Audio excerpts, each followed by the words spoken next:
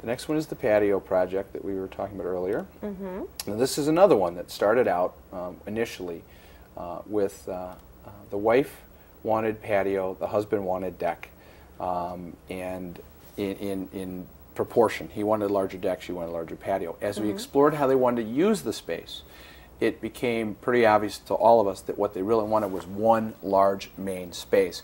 And of course, the wife got the patio. So we did a large patio, and it was beautiful, but a small deck. A small deck that gave them a transition space to come out of the house, room enough for a couple chairs, so there's a sitting area raised up, but solved the problem for them. So it gave them a good space. And it's a combination, but it's mostly a large patio with a small transition area. Now, what's the difference in maintenance between a patio and a deck? I mean, you basically have a place to bring out your lawn chairs, etc., but what's the difference as far as that's concerned? Well, and I'll back up. There's different kinds of patios too. Obviously, the least maintenance is going to be a concrete, just pure concrete poured patio or an aggregate concrete patio.